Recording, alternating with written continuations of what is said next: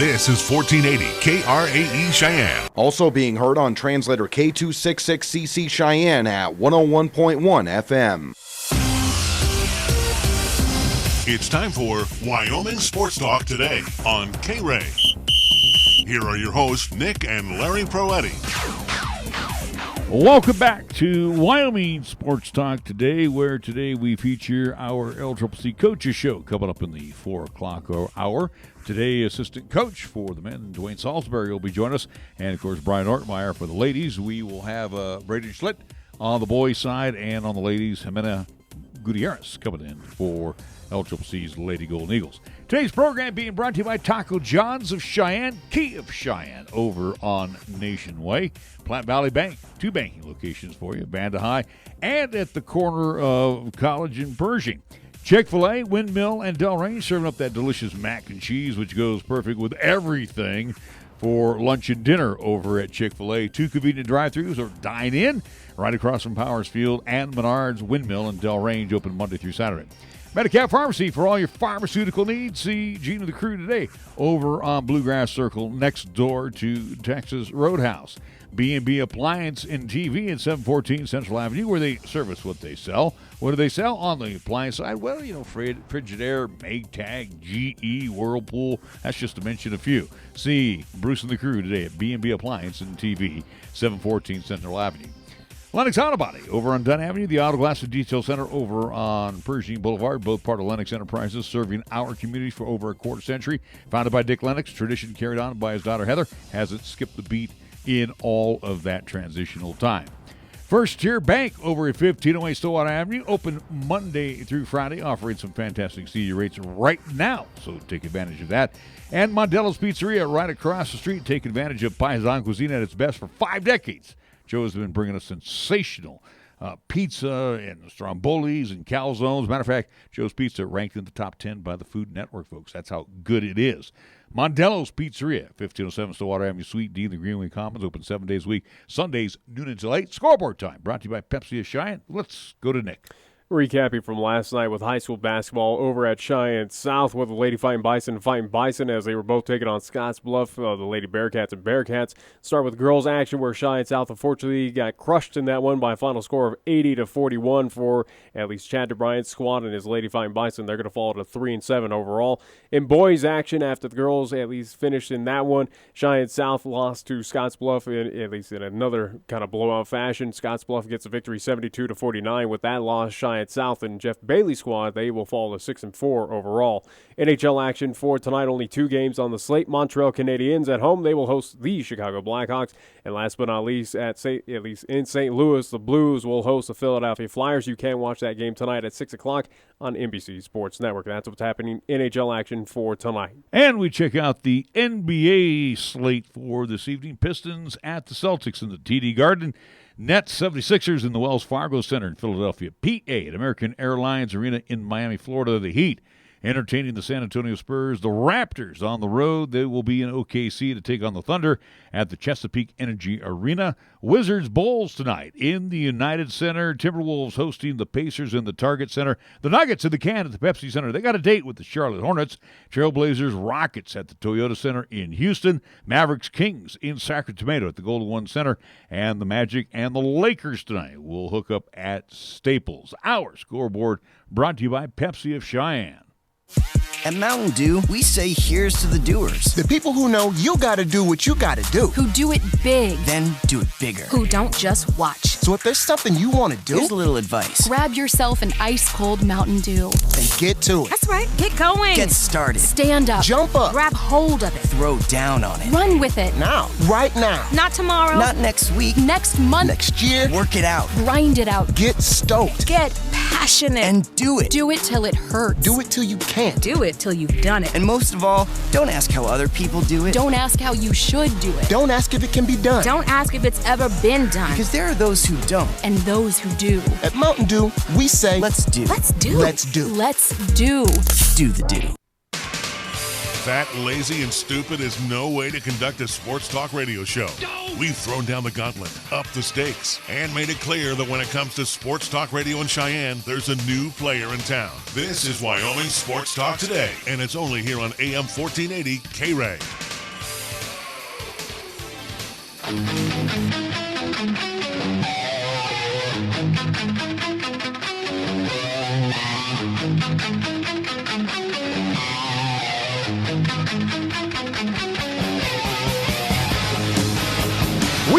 are back on Wyoming Sports Talk today. We got a little bit of this, a little bit of that, and a lot of hoops to talk about. Kind of busy time for both Nick and myself as we are trying to get ready to get on the road. We will be gone tomorrow as we will be in Riverton at CWC, Central Wyoming College. Not even close. Yeah, Central Wyoming. Well, you know what I'm thinking? Former Cheyenne Central product. Lindsey Fearon, the head coach over at CWC, and she will be hosting the Lady Golden Eagles, and then the guys will follow. So 5:30, 7:30 tap times for tomorrow, and then of course anticipating a split of tomorrow's at least contests with LCCC as we look again. Lady Rustlers kind of rough so far. I think they're so far on the season 4-11.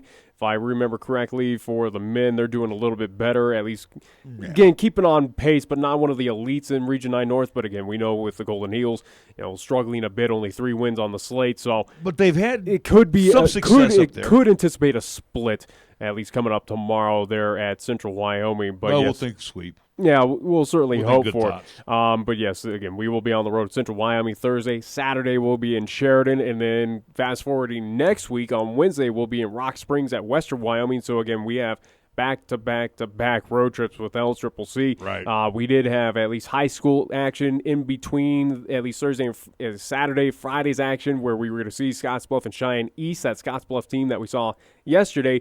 Basically, we have canceled that, said it's a little too big of a load right now for us to kind of handle. So instead, we're just going to focus on LCCC. Not for even this so weekend. much of that. It's just like we need to cut our engineer break and get him ready for our double dip coming up on Saturday. So, and he's also in school too, so we don't want to mess up his GPA as well.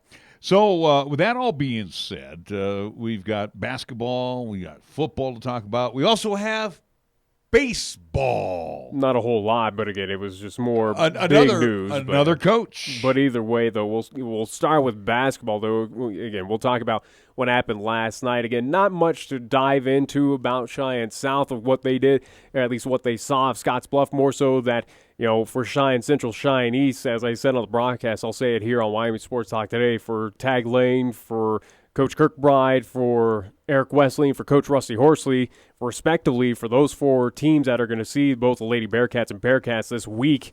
Be prepared.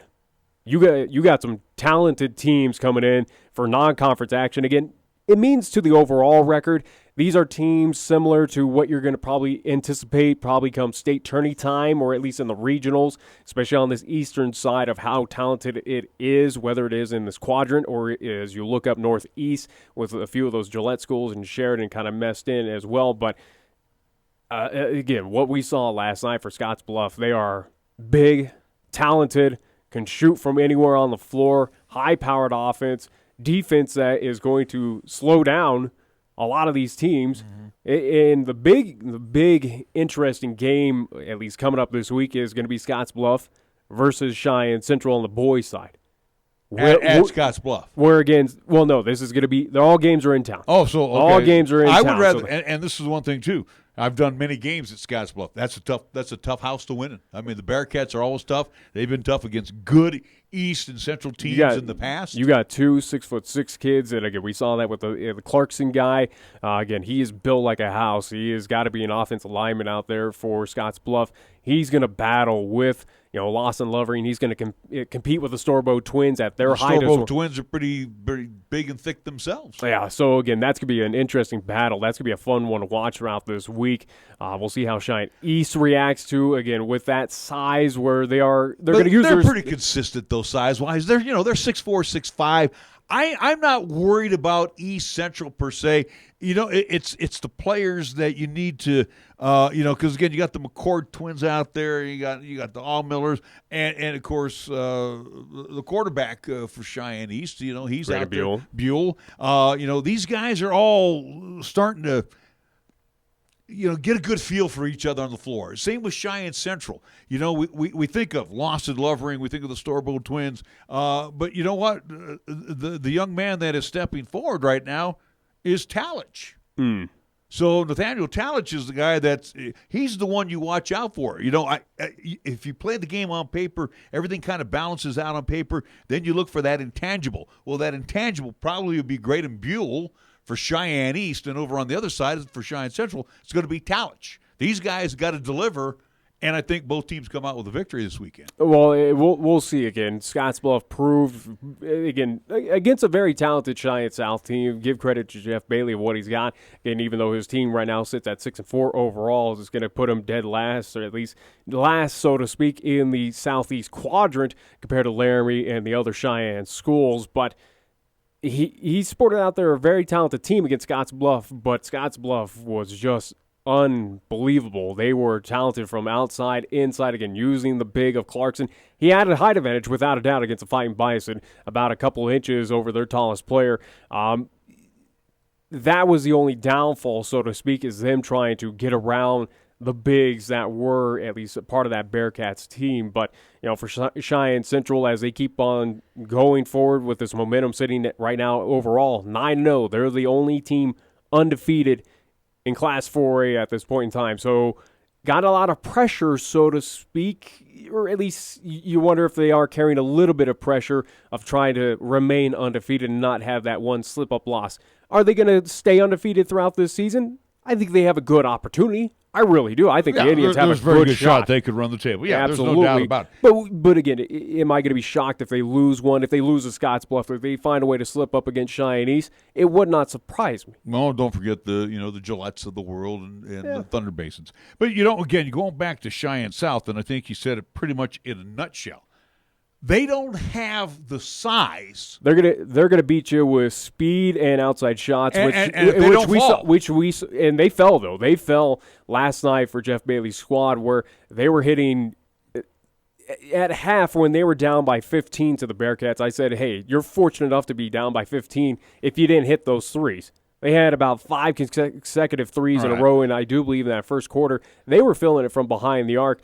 Scottsbluff was answering back with some of them, but also being aggressive on the inside, getting easy layups, which South still has kind of an issue of those point-blank shots, those high-percentage shots, just not falling, kind of rushing on the inside.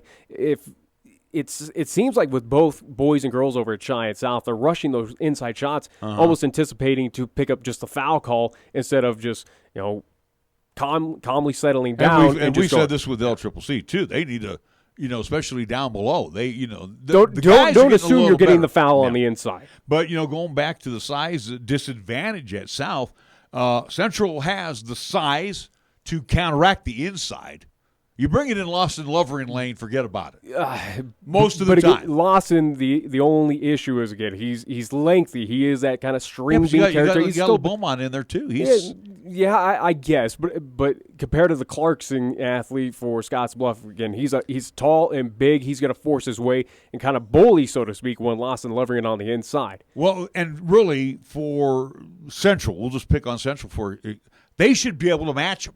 Outside shooting. Should be able to match him on the outside. Should be able to match him inside short-range shots. Should. Cheyenne East, again, they're consistent.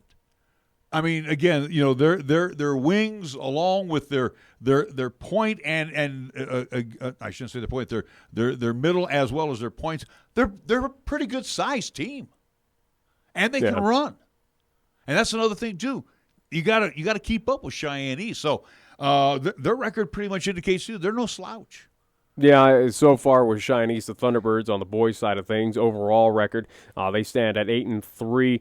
Again, as I mentioned, Cheyenne Central 9-0. Looking at a few other notable schools, it kind of gets rough throughout at least the western side of the bracket for at least Class 4A leaders out of at least those divisions. We'll look at Northwest. Kelly Walsh stands at 5-4. They got kind of whipped on at the Taco John's Invitational. Picked up one win over Cheyenne South, but Central and East both won. Out of the Southwest quadrant, how about this? Star Valley 3-6. That is your leader out of that division. Out of the Northeast, it gets a little bit better though, and this is where it's going to be fun to watch the East Regional, or at least when these teams start battling in the East, at least conference. Thunder Basin sits at 8-2. Sheridan 6-2.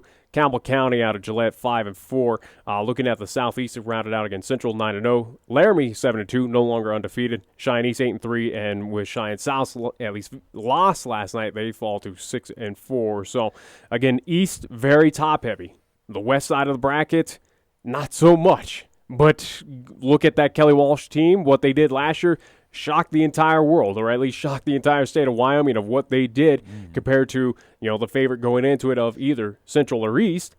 They came away with that title, and they're still your defending 4A state champs. And this is what, mid-January? Yeah. So we still have 6 weeks to really not so much get a feel, but it's who's going to be hot. You got a good feel though, where again you had this mixture of East versus West, a part of this Taco John's Invitational over the past weekend. That West is pretty weak, where you feel almost confident whoever's making it out of the East, or at least those 4 teams out of the East Regional, should take care of business in that state championship. And we could have an all-East semifinal. Who's debating that right now? I don't think a whole lot of people at this point in time. Again, the records indicate here again, so far. You mentioned Thunder Basin. You mentioned Sheridan. And again, you never back away from Gillette basketball. So there's Campbell County. There's 3 teams right there. Yeah, there's 3 teams that are always capable of being at the dance. You look at the East with Central, East, maybe Laramie. Maybe Laramie's one of the best kept secrets right now. We don't know. They're 7-2. Yeah, you can't put anything away from Coach Schaefer of what he did. We saw him in attendance for that South game against Kelly Walsh over the past weekend on Friday.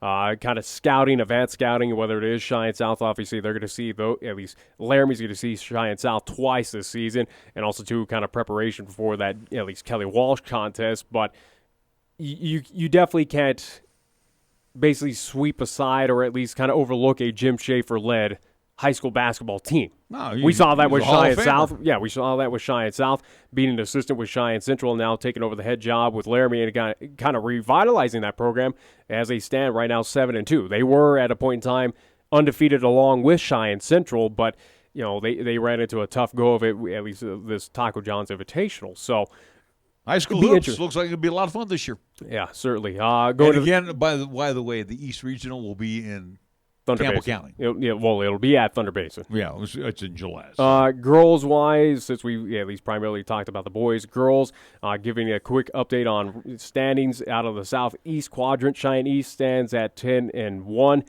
Cheyenne Central at 8-1. Cheyenne South with the loss last night, they're going to fall to 3-7. Laramie is 2-7. Looking at some notables out of the Northwest quadrant, Cody is your leader there, 5-2. But you also too have Riverton at 8-3, Kelly Walsh at 5-3, Rock Springs at 6-4. So kind of interesting quadrant there. Out of the Southwest, it's pretty much Green River at 8-3, Star Valley at 6-2. Out of the Northeast, 7-1 is Natrona County, the Lady Phillies. That is a kind of surprising team that came out of nowhere, but they are 7-1. The other notable team is your defending 4A state champions on the girls' side, Thunder Basin. They stand at 5-5 in the Northeast quadrant. See, and I disagree. The Phillies, you always expect the Phillies, even though they had an off year last year, they're always going to be on top. I mean, they're just that good of an outfit. Green River. Does Natrona County have enough to upend a Central or East? I don't think so. Don't know. I don't think so. I think Cheyenne East has the best track, as we said it last year. Granted, we got surprised by Thunder Basin, but I still think Cheyenne East has the best path to get to the state championship. I still think they are the favorite team to win the state title coming up this season. They're going to match up. I think Natrona County matches up fairly well with Cheyenne East, but I think Cheyenne East, though, is that dominant team that should take care of business through the regular season, even though the regular season really doesn't mean a whole lot. No, again, you got to win 2 games to get into the state tournament when you get to your regionals.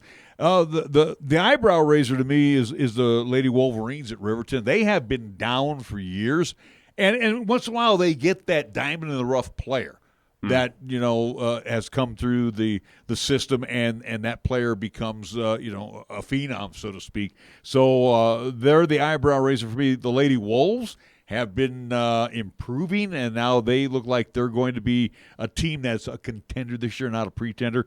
Again, we leave Cheyenne Central out of the mix. Again, I saw them twice this year. Central has flaws, but they've been working at it.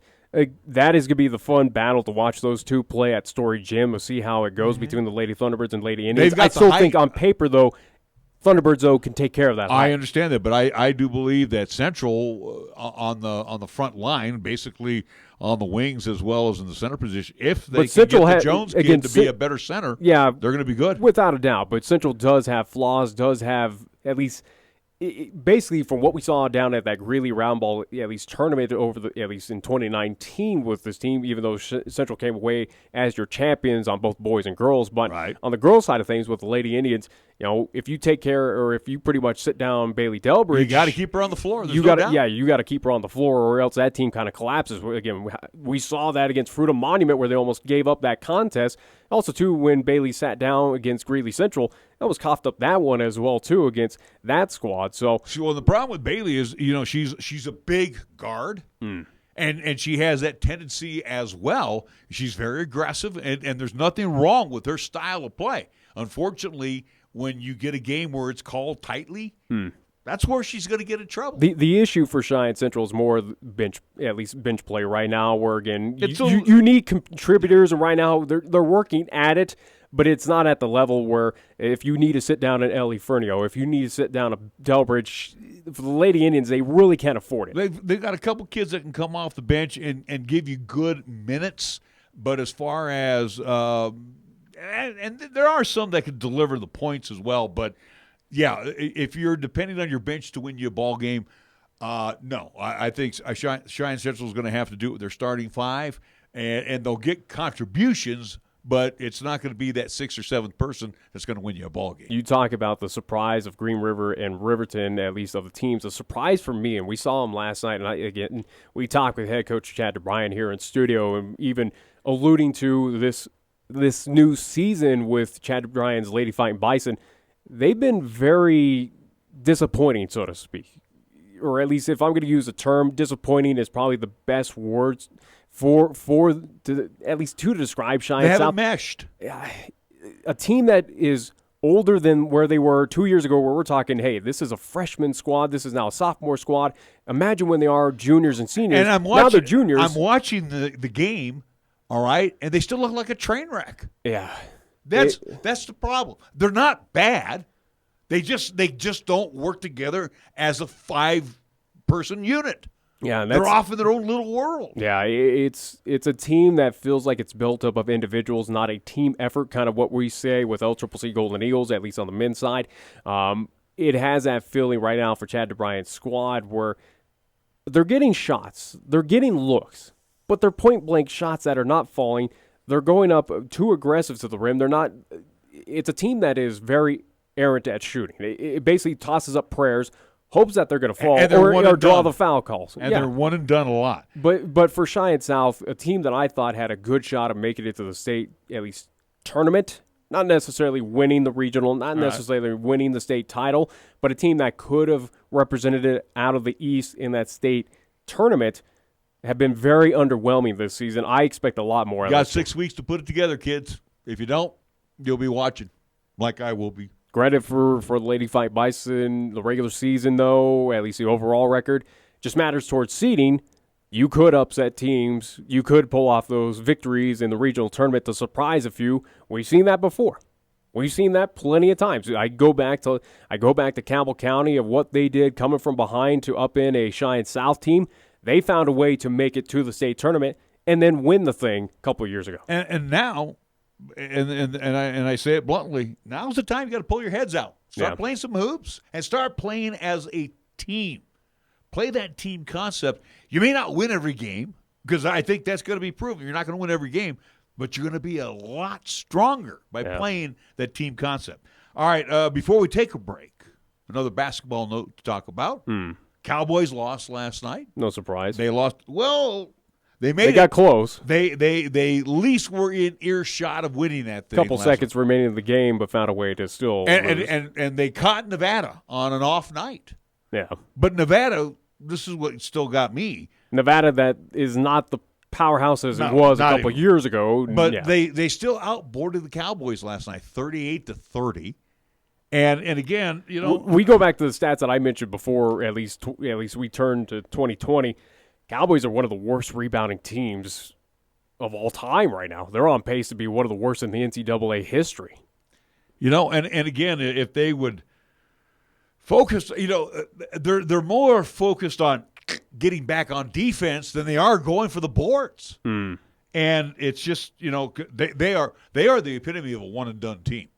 They are the epitome. That's probably the theme this season, where one and done opportunities throughout games. Get to the Mountain West tournament time. That's a team that's absolutely going to be one and done. So this is a team right now that still sits among the entire Mountain West Conference, all 11 teams. Cowboys are the lone last team that have not won a conference game yet. Last night, they had 4 guys in double figures. Maldonado had 17 points, 6 of 14 from the field, 0 of 2 from the line of 3. Hendricks, 3 of 10, 3 of 9 from beyond the arc with 10 points.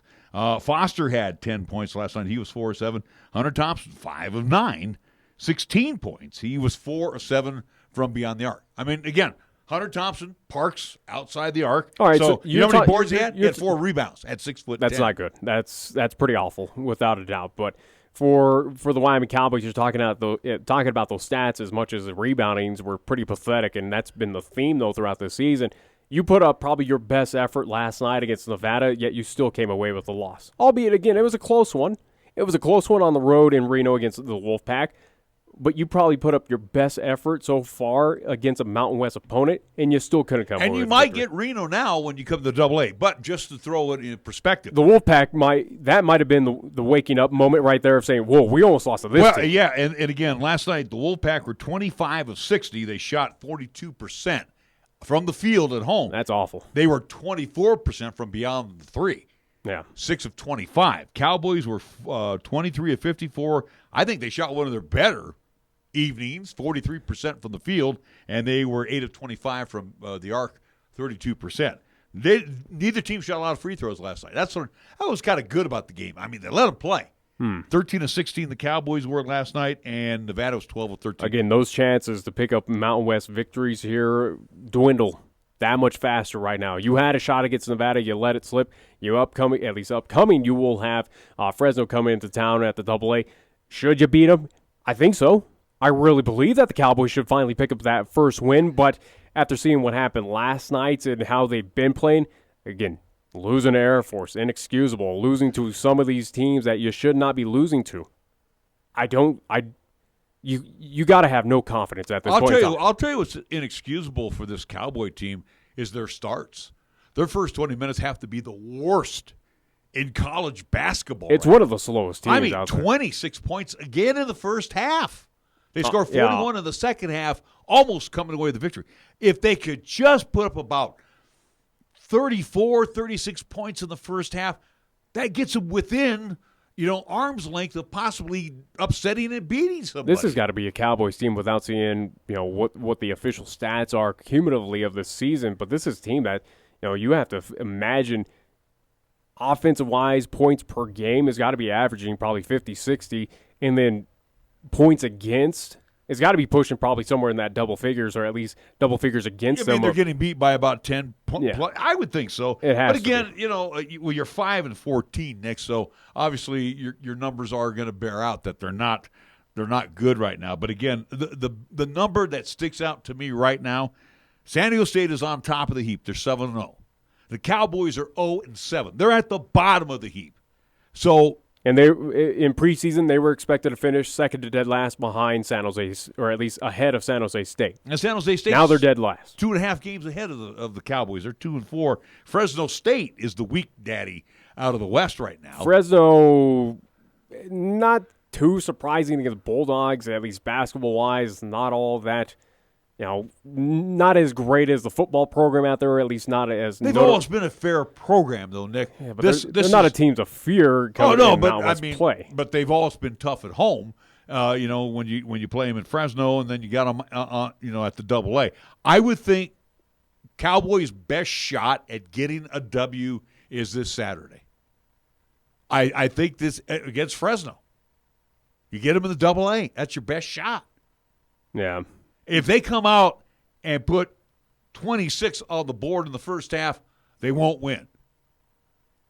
But if they could put about 30-plus on that in the books in that first half, then I think they're going to come away with a W on Saturday. So far, the Cowboys' points per game this season, not too bad, at least a little bit higher than I anticipated, but they're averaging 60.7 points per game. The opponents, though, however, are averaging 67.2. So at least defense is keeping them relatively, as we saw last night against Nevada, keeping them within those contests as the offense struggles. But right now, averaging a scoring margin against Wyoming of 6.4 points per game. So again, it's definitely not getting it done. Looking at least scores by at least period for the Cowboys so far. Halves. Well, it says by periods, but yeah, halves, whatever, because it also too includes overtimes. But so far in their first half, again, as we, or at least as you're alluding to, of how slow of a start Cowboys get off, at least in contests. How about this? Cowboys in the first half, 497 points compared to their second half, where they pick it up to 622 points. So a major difference, at least comparatively, there between halves for this team. Well, you look at the matchup predictor for this weekend, or for Saturday. It's got to be probably even, if not. No. Favored Wyoming? They have Fresno favored 73 to 27%. Wow. Yeah, I mean, that'd be that's even. just right now. And you look at some numbers as you were throwing out there, Cowboys 60.7 and 67.2. Fresno actually scores almost 70 points, 68.7, and they give up about 66.5 per game. So a little better offensively than the Cowboys and just a tad bit better defensively. And looking at their last few games, they lost to San Diego State, 64-55. They got beat by New Mexico, 78-64. Respectable at losses. New Mexico. Yeah, respectable losses there. They beat San Jose State at home, 79-64, and they basically lost two in a row to San Diego State. They lost 61-52 at San Diego, and then they lost most recently at home on the 14th, 64-55. So they've been through the ringer so far in the past couple contests, getting the one against San Jose State. Yeah, you should have won against the Spartans. No surprise there. Congrats.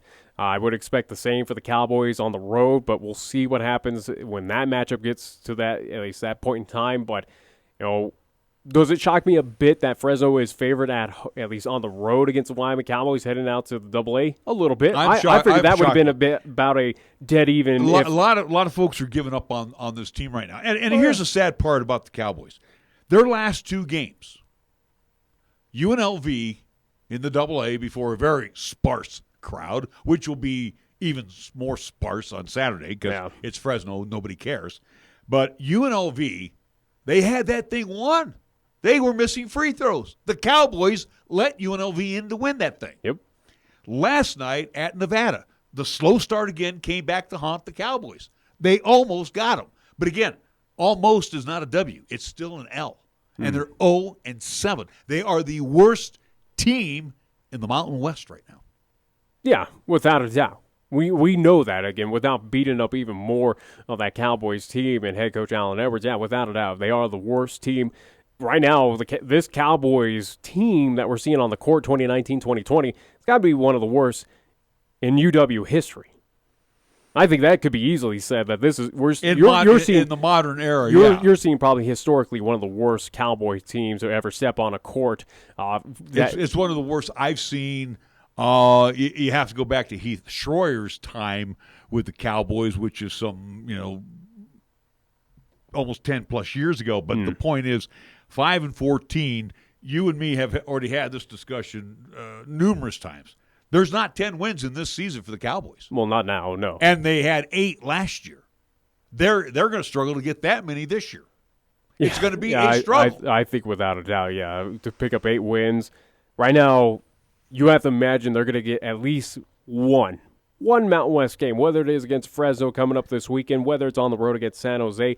There's got to be at least one Mountain West Conference win. But outside of that, where you pick up a 2 or a third victory in this conference, right now it's a complete toss-up, or it's pretty much no, sorry, Cowboys, you have no shot. The only positive about the Cowboys team, and again, you tip your cap to them, and we've seen this. with these student athletes, and you know, I know LCCC is going through the same difficulties. At least they've got a conference win.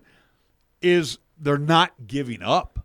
I mean, they're still out there. They're playing the full 40 minutes. They've got problems that they're not addressing. That's the first thing that you can automatically see with the Cowboys. But the guys that are on the floor, they're giving their heart and soul 40 minutes. Oh, yeah. But there are individual problems that need to be addressed individually. It's like, sit down. You need to do this. You need to do that. You're not doing this. Yeah.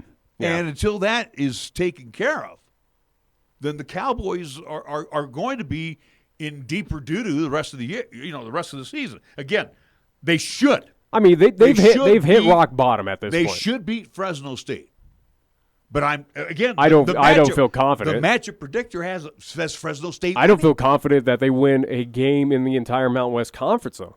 I really don't. I don't know. You put on one of your best efforts last night on the road against Reno, and you still couldn't come away with it. You caught the Wolfpack on an off night last night, too. That's what's even worse. Yeah, you caught them on an off night and still couldn't come away with it. But again, like I said, when you're throwing up 26 points in a half, and again, you're throwing in that, 20 and below number. Yeah. That's what the Cowboys are doing in the first 20 minutes. They're not even showing up, and that's kind of scary right now. And most of those 20-point efforts are in the AA. Well, and again, it brings up the question, if you're head coach Alan Edwards and that staff, what do you do at this point in time? You've hit rock bottom. What do you do? I mean, it's kind of it's on the same vein of with Jason Fick and DeWayne Saulsberry with LCCC with this team of you can try to.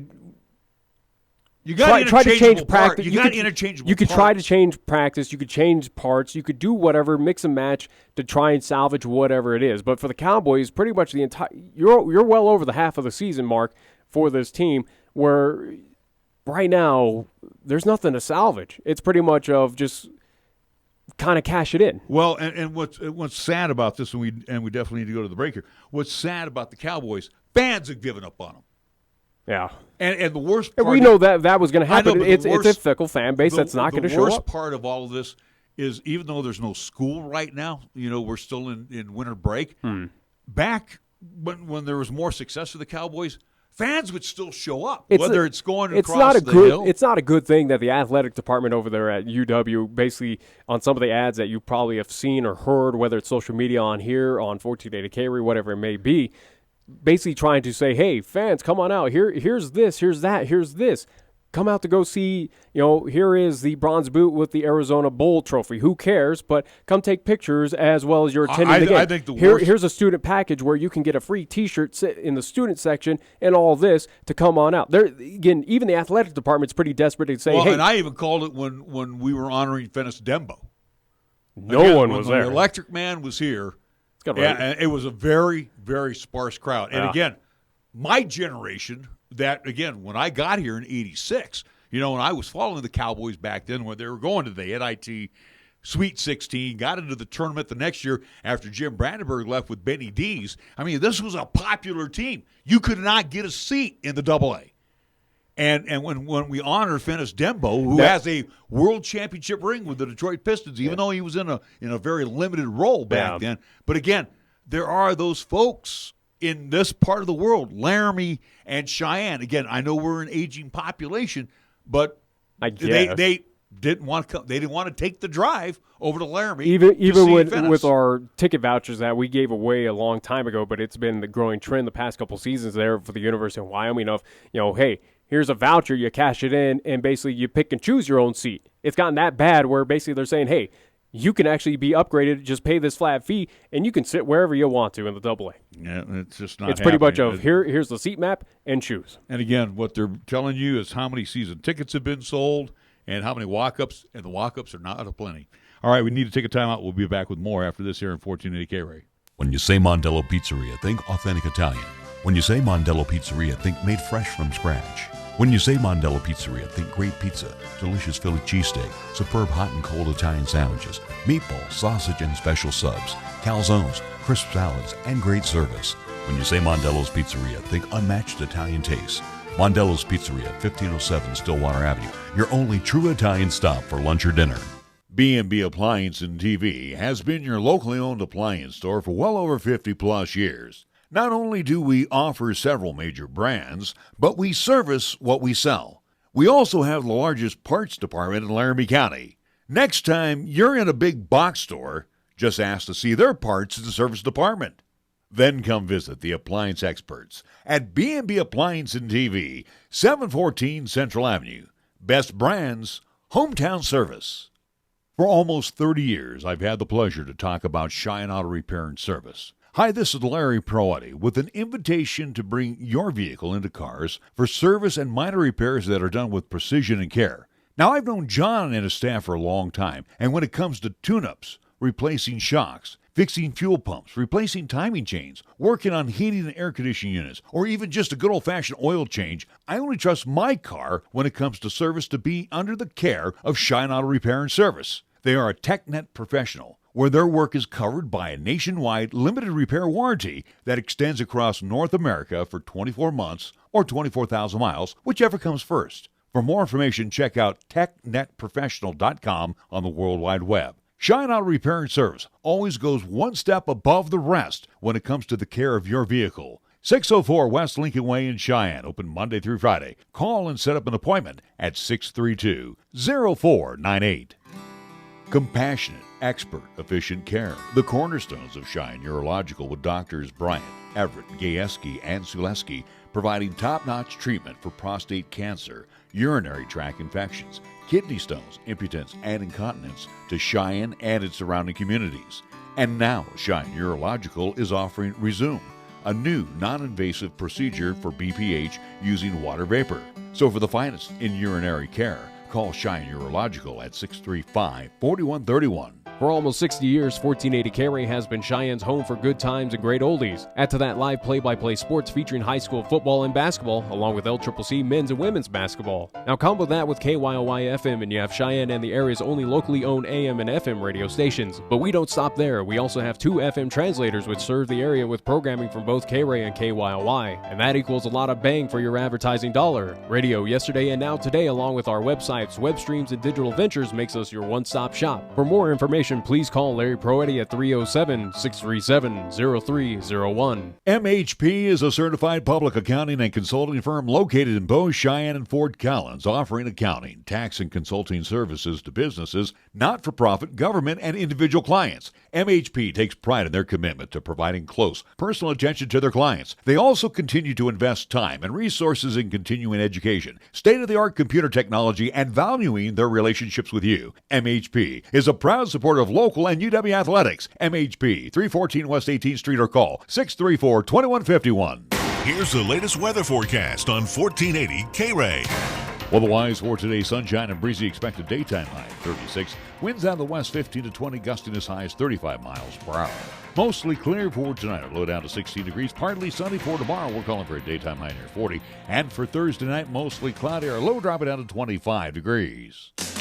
We're taking Cheyenne, Wyoming Sports Talk Radio to a whole new level.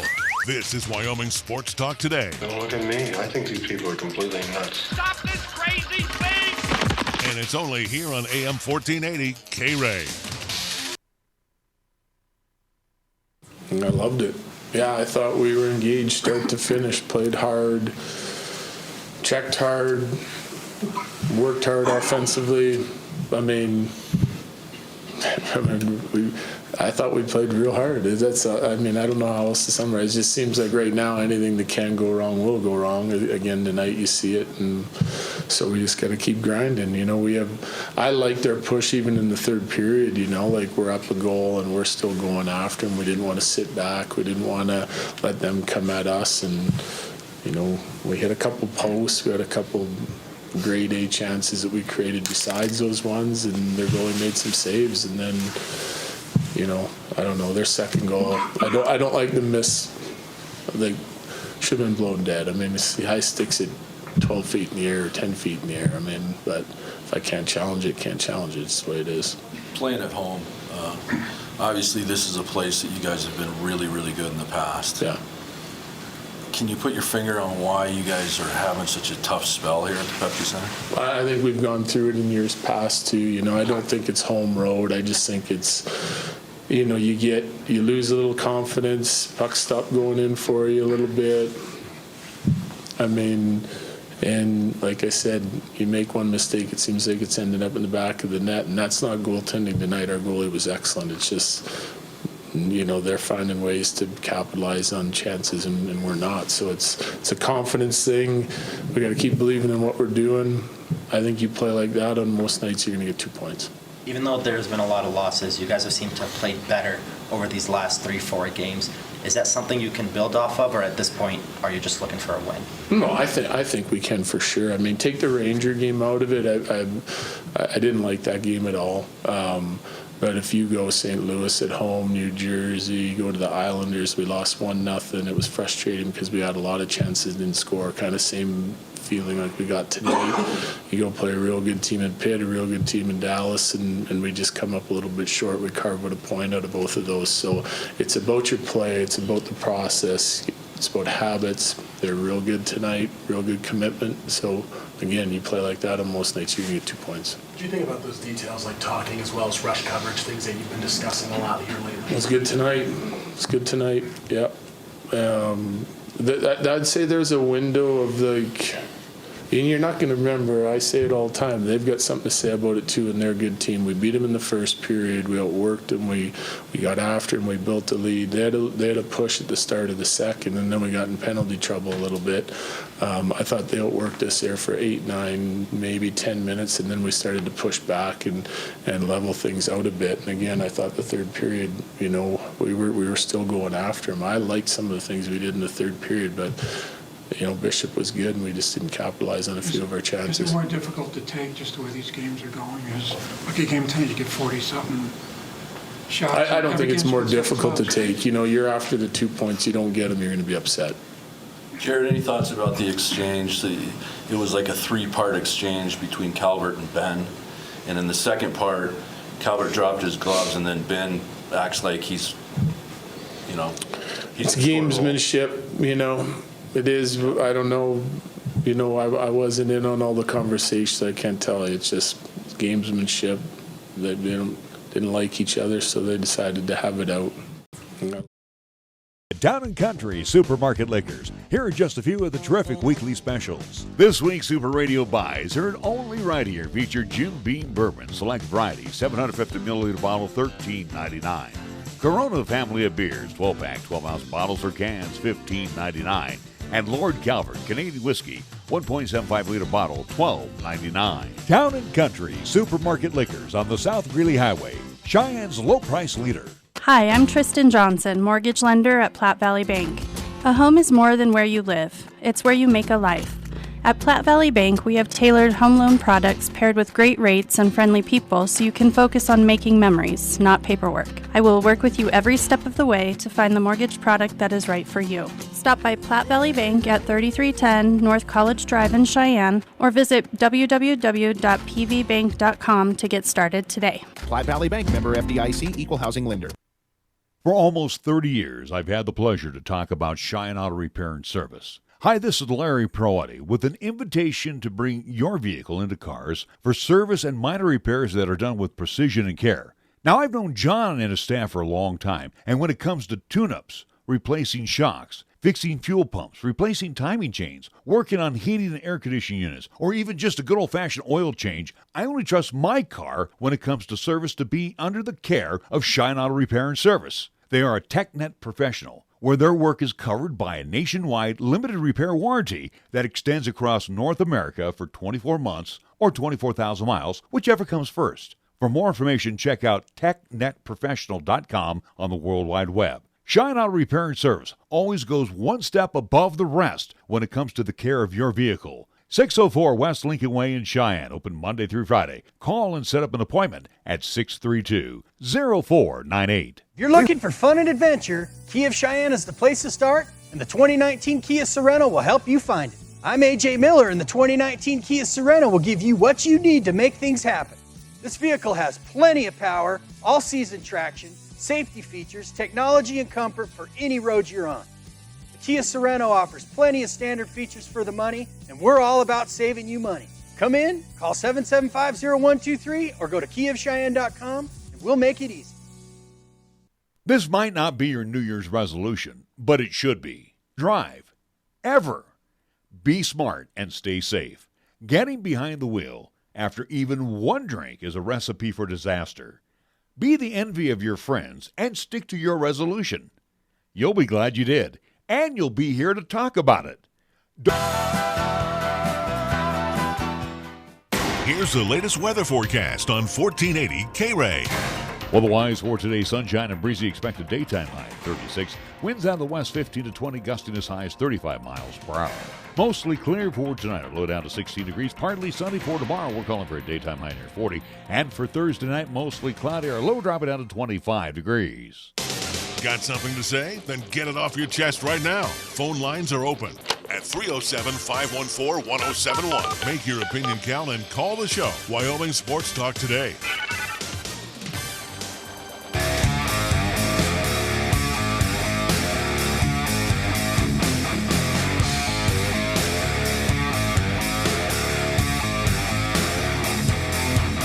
Welcome back to Wyoming Sports Talk today. In the 4 o'clock hour, we will have our coaches show coming up, LCCC coaches show.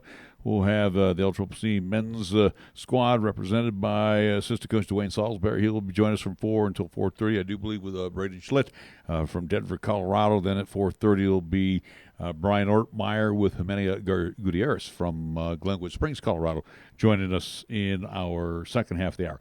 Going to baseball. And we lost yet another manager.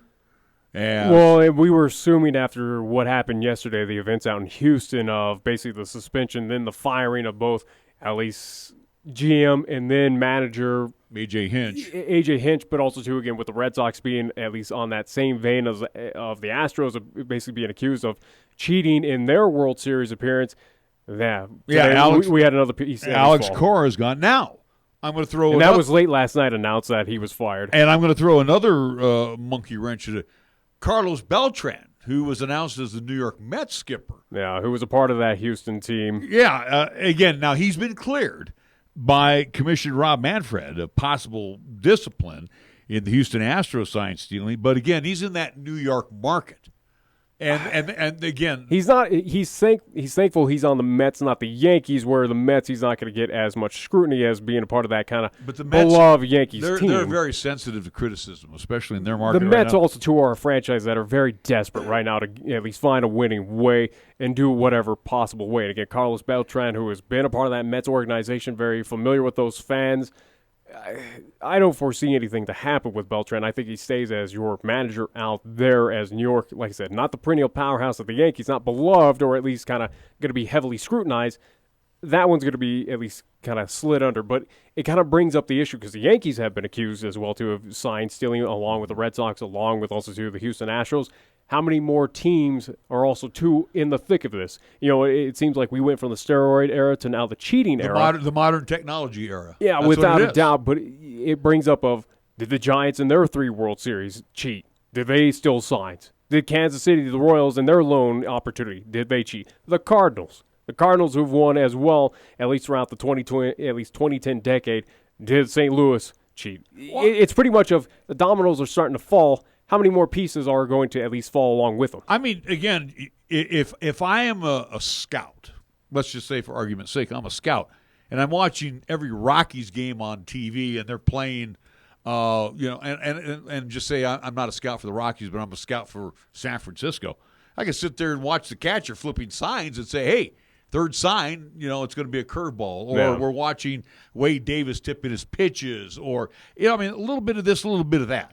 So, again, the modern technology era has made it so easy now to steal signs. Well, then that's on something on MLB then. They got to be aggressive on what they need to do regarding technology of basically saying, hey, you're not by a monitor, you're not by this or that. We're eliminating, TV screens or at least computers, laptops, cell phones, whatever it may be. MLB's got to step up now, or at least they got to be the determining factor of, all right, what's going to be the precedent then? Because teams are going to find a way to kind of break those rules, or but at least again, find that. You're the same person that's telling me MLB needs to step up, yet they're going to put computers now behind the plate. Yeah. again, it's all technological. The computers that could be possibly hacked into, or at least find a way inside the human to change element. up. The human element of baseball has been now taken away. And again, sign stealing is not new. If you are on the bench and you're watching third base coaches flipping signs, or you're at second base and you're trying to steal a sign, I mean, this is not new stuff. It's been done for the longest time. But the technology portion of cameras everywhere in the ballpark, who knows if they're not embedded in the grass blades? I don't know. Yeah, I'm just saying it's not like this is our first venture into these type of new technology things. Real quick, they are going to be doing the voting pretty soon for Hall of Fame. The voting's already in. They're going to announce who is at least members of the Hall of Fame next week. According to sources within Major League Baseball, and again, what I got with the top 5, Jeter should be unanimous. Yeah. Larry Walker should be voted in this year. For whatever reason. I'm not thrilled about that. Kurt Schilling. No surprise. Barry Bonds. And no surprise there. Guy who definitely deserves to be in, or at least should be acknowledged regarding the Hall of Fame. So I'm thinking at least 4 are going to get tabulated to make the Hall this year. But again, we will know that next week of who was officially in after they announce the official announcement. I think we could both agree, Jeter 100%. Yeah, I said that a long time ago, yeah. Helton will not get in again this year, and I'm pretty bummed about that. All right, we do need to move in hour number 2. We will be back right after this on 1480 KRAE. This is 1480 KRAE Cheyenne. It's time for Wyoming Sports Talk today on KRAE. Here are your hosts, Nick and Larry Proetti. And welcome to hour number 2 of Wyoming Sports Talk today, being brought to you by Mondello's Pizzeria at 1507 Stillwater Avenue. Joe and the crew, and again, Joe Mondello has been here for 5 decades, bringing us the best in Italian cuisine. Check out what Mondello's Pizzeria has for you. 1507 Stillwater Avenue, Suite D in the Greenway Commons, open 7 days a week, Sundays, noon until 8. First Year Bank's right across the street at 1508 Stillwater Avenue. They're open Monday through Friday. Lennox Auto Body over on Dunn Avenue, the Auto Glass and Detail Center over on Pershing Boulevard. Check out what Heather's got going on over there if you need the automobile repaired or maybe you need the windshield replaced. They could do that for you. Call 634-6608.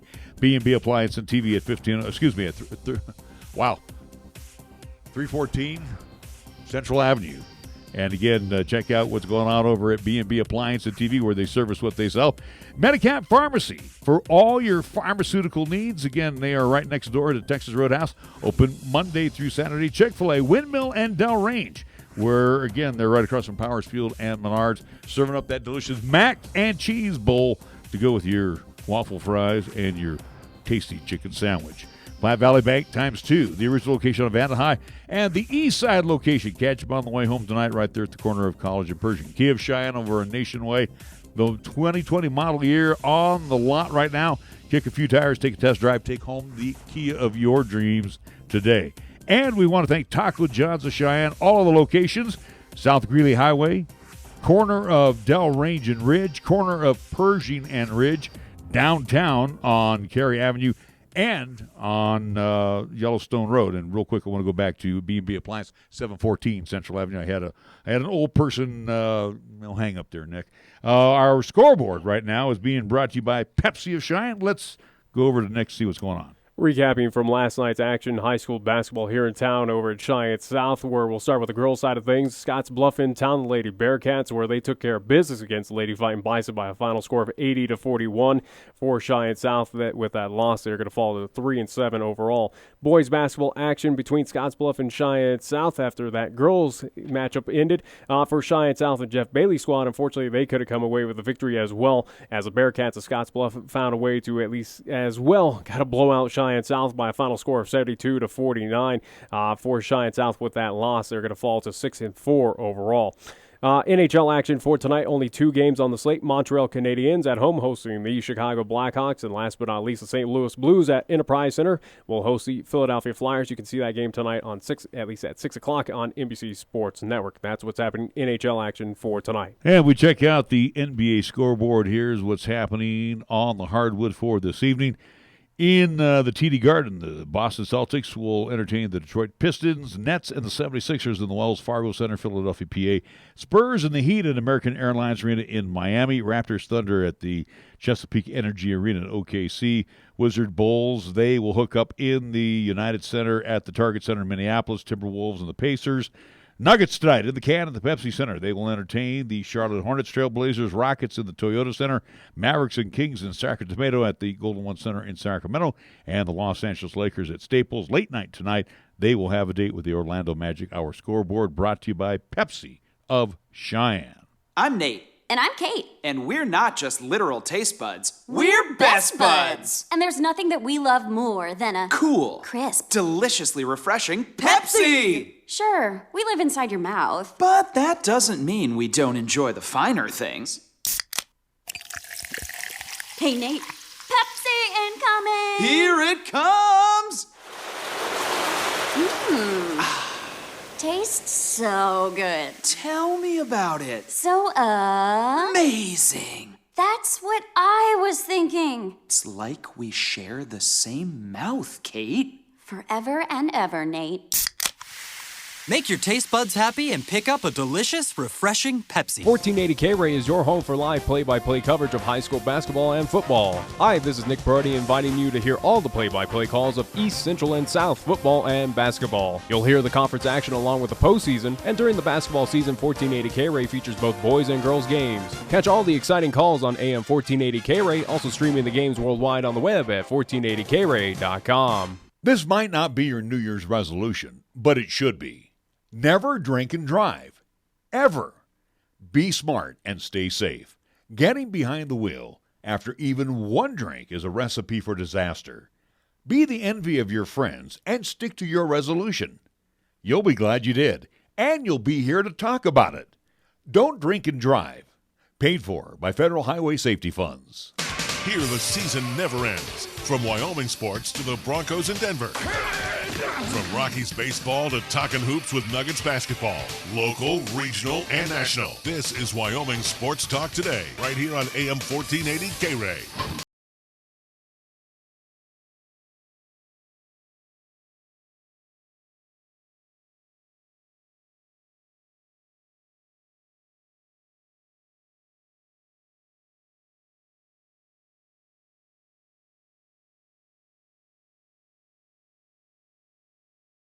Nick Proati and DeWayne Saulsberry, assistant coach at LCCC, and again DeWayne and Jason. They've been at this now a 14th season, and it's this season has not gone the way you would like it to go on paper, but at 3-14 right now, we do have a conference win, which was huge on the road against Northwest, but There's still a lot of improvement that you and Coach Ficken need out of this team. Oh, definitely. And thanks for having me on. Yeah, the bottom line is we're 1-1 in conference play, which is the part of the season that matters. It's the part of the season that you fight for, and we still have a lot of improvement. Like you said, we have the guys are still practicing, still playing hard.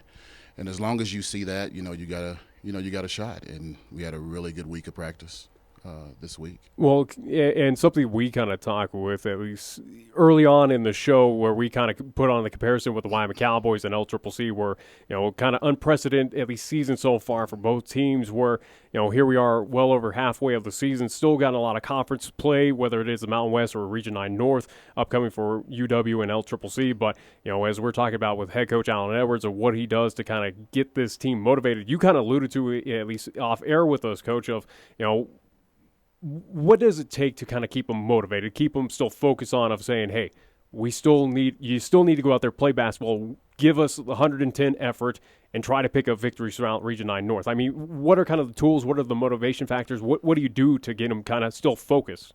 You try to change some things up. You definitely, we added some things coming back after Christmas break that I think the guys have really latched onto, and especially offensively, okay, this is fun, new. The other thing is it's your kids that you have. If you have good character kids who want to come in and go to work every day, then that's that's what you have. And I think that's what we have despite our record so far. We have good character kids who, in practice they bring it every day, and it's, you can see that they're still fighting.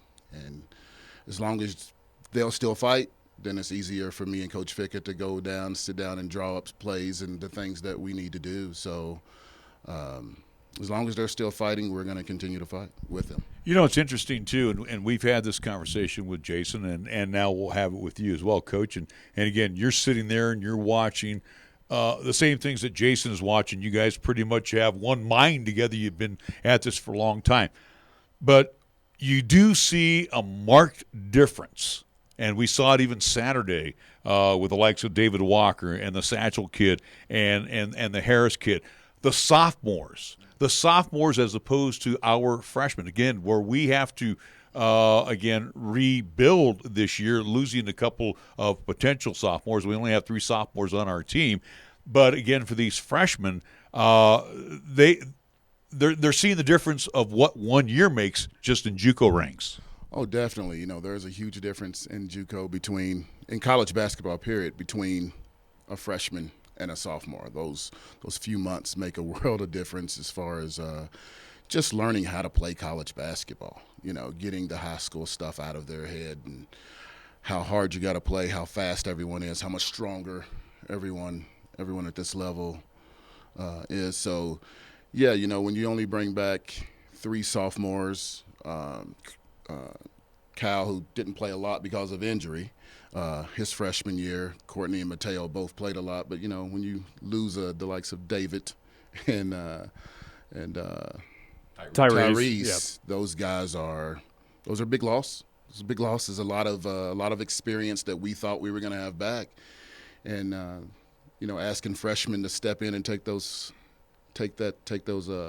numbers that those guys were putting up. It's a tall order. Coach, at least I want to change the pace just a little bit since we do have kind of the rare opportunity to have you in studio with us on Wyoming Sports Talk today, part of the LCCC Coaches Show, again brought to you by LCCC. But, as we talk with Coach Fickett, we've talked with Coach at least Ortmeier, we've kind of gotten the backgrounds of them and also two of their players that we've had throughout the past couple seasons.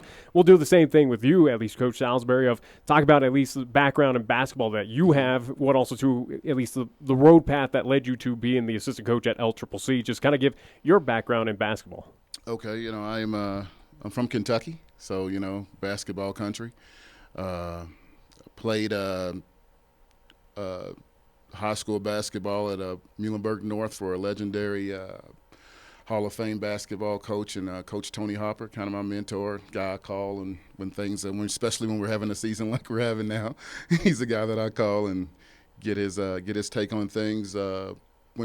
Played junior college basketball, so I'm familiar with junior college at Jacksonville, Texas, and then transferred the next year on to St. Catherine College, went to the national tournament with those teams. We were ranked 3rd in the country at one point, so really, really good teams, and then went on to play Division I basketball at Southeast Missouri State University in Cape Girardeau, Missouri.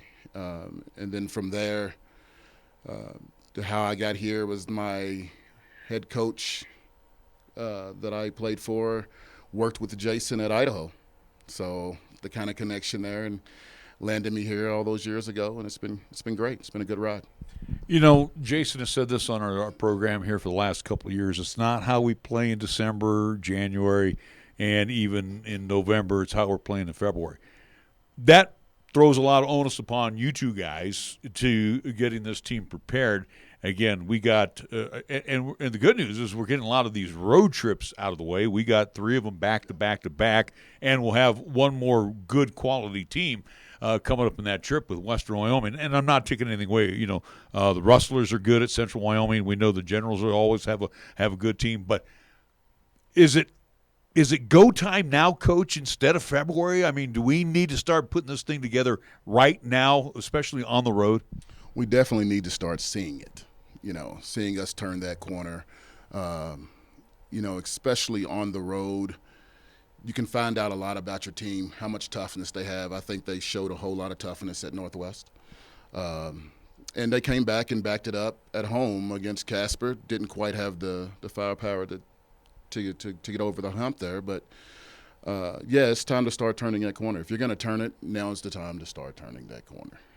And they're practicing like they want to. As we get prepared for at least Thursday's contest, as we head up to Riverton to see Central Wyoming, the Rustlers squad, a team that's kind of sitting there at the middle of the pack, but again, kind of up and down throughout the season, but a team on paper that LCCC should at least match up very well with, same as what we saw with Northwest College. But from your scouting and what you've seen so far this season of this current Rustlers team, Coach, what do we anticipate? What's to expect of this Rustlers team coming up this Thursday? I think we do match up with them well. The good thing about this team, is we've been really good at working on the fly. They do a great job of turning. Us not having a whole lot of practice time. They do a good job of listening and then going out onto the court and doing what we've asked them to do. The Rustlers, they got a good shooting team, and we play a zone. So we really have to watch out for, just their set shooting. And if we can get out, get a hand up, rebound the way that we've been rebounding the last few games, I think we'll have a good shot to go in there and get a win. Last year we did go in, get a win in the conference play and went on their floor. So something that we're capable of doing, and I expect this team to really play well tomorrow. Final thought for me, Coach, and we always look at these things and dissect it, and one of the common mistakes a freshman makes when they get to this level is they like to, we'll use Ash and we'll even put Caleb in that mix. When they're inside, they like to put the ball down on the floor, then take it to the hole. What are some other common freshman mistakes that you see that you try to get these young guys to break out of those habits? The biggest one for me is, and Brayden can tell you, a huge pet peeve of mine, is just it's taking plays off. In high school, sometimes you're the best player on the floor. All these guys, they're here because they were the best player on the floor in high school. And they're able to take breaks. They're able to take plays off. And at this level, you can't take those breaks. You can't take that time off. And just getting them to to understand that, hey, if you got to take off, if you got to take a play off, raise your hand. We'll get you out, get you back in. Don't do it on the floor. And just the fight with that. And then, like you said, also, it's just playing defense. Everybody can score. And at the high school level, not everyone can score. And so just getting down, playing defense the way that you should be playing, having the attention to detail like you should have. That's the biggest thing for me with these freshmen. It's just, staying focused the entire time you're out there. And that's a good point that he made there, Nick, too, because even Coach Ficka noticed that David Walker from Casper, that second half, all 20 minutes, what a warrior on the floor he was for that team. Heck of a player. All righty, Coach. Hey, thanks so much. We're going to see you on the road. We'll be on the bus with you tomorrow morning. See you up at Riverton as well. Again, DeWayne Saulsberry joining us on Wyoming Sports Talk today, our LCCC Coaches Show. We will talk with Brayden Schlitt coming up right after we take this time out here on 1480 KRAE. B&B Appliance and TV has been your locally owned appliance store for well over 50-plus years. Not only do we offer several major brands, but we service what we sell. We also have the largest parts department in Laramie County. Next time you're in a big box store, just ask to see their parts in the service department. Then come visit the appliance experts at B&B Appliance and TV, 714 Central Avenue. Best brands, hometown service. Brandt Audiology and Sherrard Hearing Centers have teamed up and are now Brandt Audiology and Tinnitus. Hi, I'm Dr. Ruby Zubrod. Our new team allows us to work with Audibel and all national hearing aid brands. We now cover many communities in the southeast Wyoming and western Nebraska area. Call to schedule your appointment so our team can help you with any hearing health care need. Call 426-4327 or find us at brandtaudiology.com.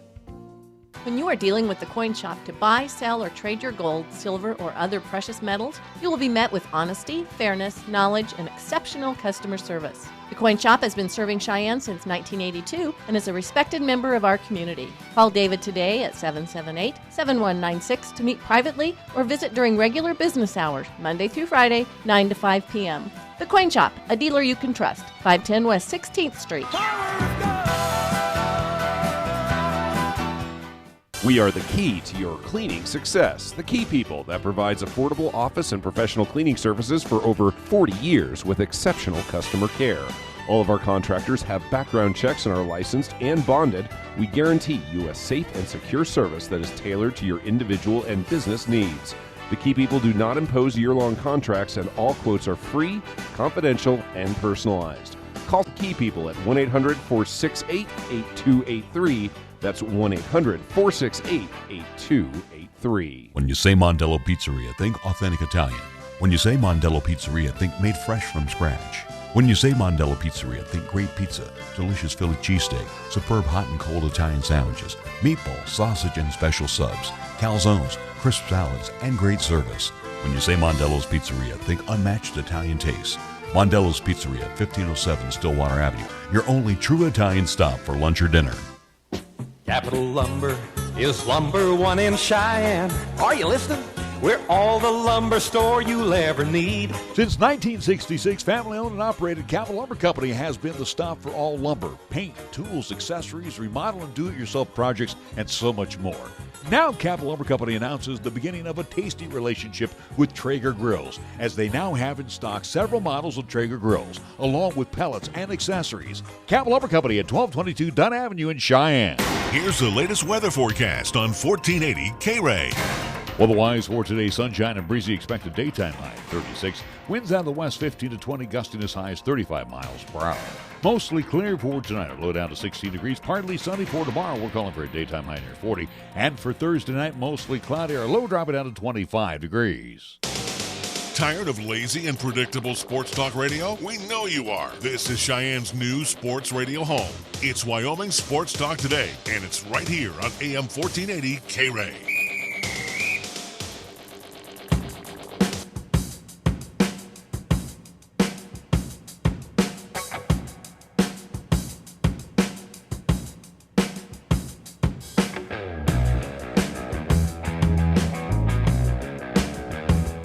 KRAE 101.1 FM, 1480KRAE.com on the audio side, visually, Periscope, via Twitter, and on the YouTube side, which, again, we have a young man with us from down the road, Henderson, Colorado, one of the many burbs of Denver, and he is here for his freshman season. We welcome in Brayden Schlitt to our broadcast. Real quick, tell us a little bit of the high school that you went to and what you're doing here at LCCC as far as majoring in college now.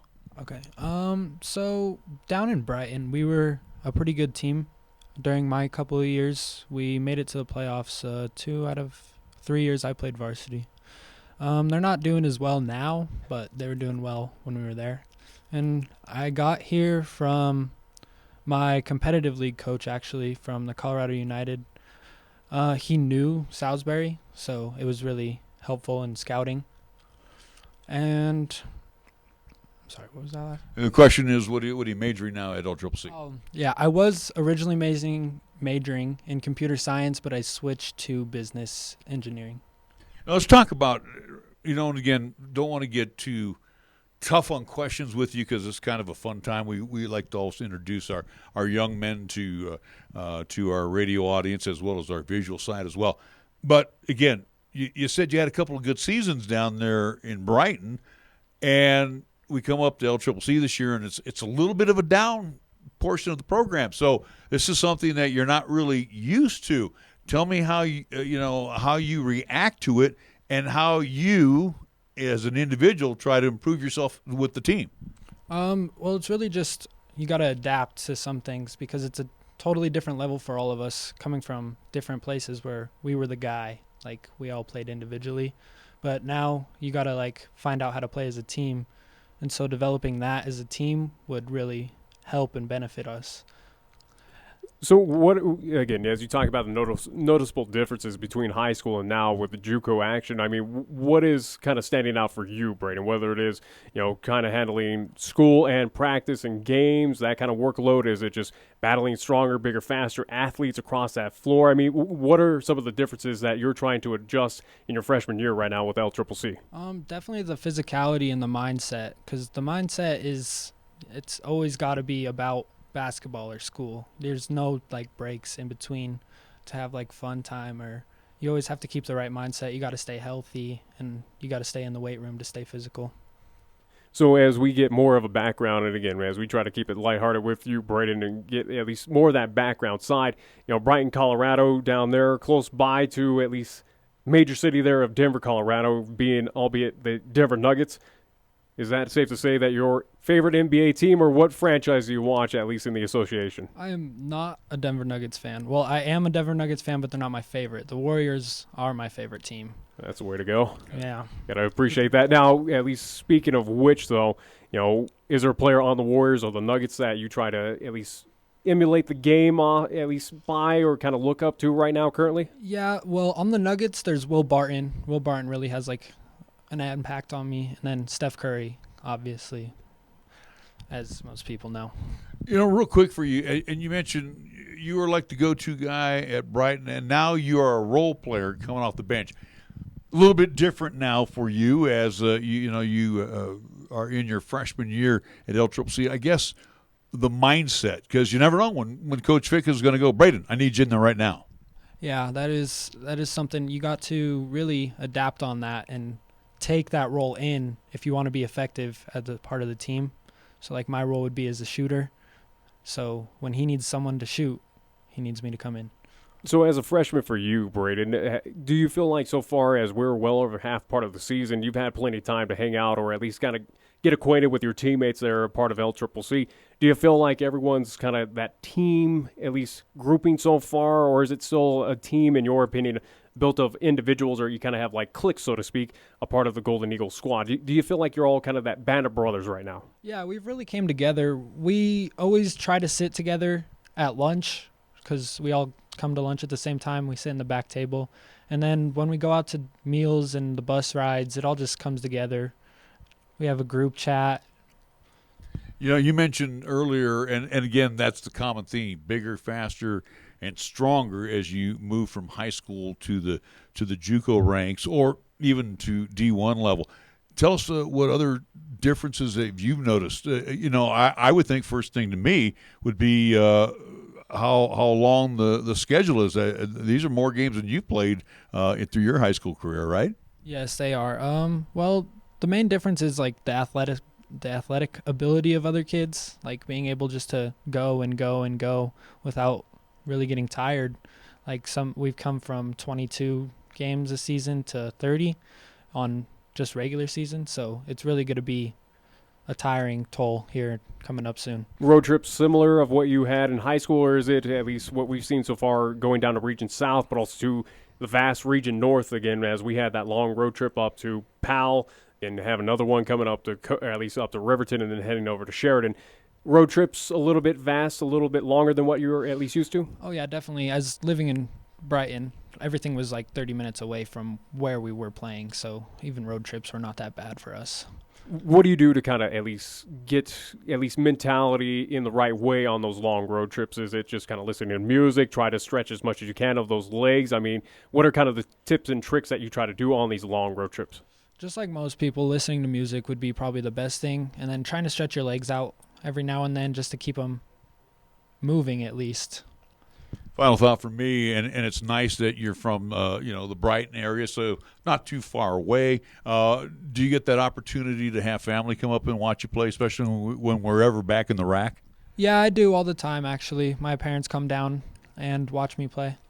All right, sounds good. Hey, we want to thank Brayden Schlitt joining us. He is a freshman, and again on the LCCC Golden Eagles squad. Golden Eagles will match up with the Rustlers. We'll have that game for you tomorrow evening, about 7:30 tap time. That will follow the girls' contest. Speaking of the girls, we will have Lady Golden Eagles head coach Brian Ortmeier join us after the break right here on 1480 KRAE. First Tier Bank strives to remain competitive and offers some of the best CD rates in the community, as well as area banks and credit unions per Rate Watch reports. How does that make a difference to you? First Tier Bank can assist you in securing some of the best rates on CDs. First Tier Bank offers the personalized customer service you've grown accustomed to and deserve. Plus, feel confident that your finances are taken care of by a responsible, knowledgeable staff. Call 307-632-3500 and ask for Caitlin or Debbie. Member FDIC, Equal Housing Lender. MHP is a certified public accounting and consulting firm located in Bow, Cheyenne, and Fort Collins, offering accounting, tax, and consulting services to businesses, not-for-profit, government, and individual clients. MHP takes pride in their commitment to providing close, personal attention to their clients. They also continue to invest time and resources in continuing education, state-of-the-art computer technology, and valuing their relationships with you. MHP is a proud supporter of local and UW athletics. MHP, 314 West 18th Street, or call 634-2151.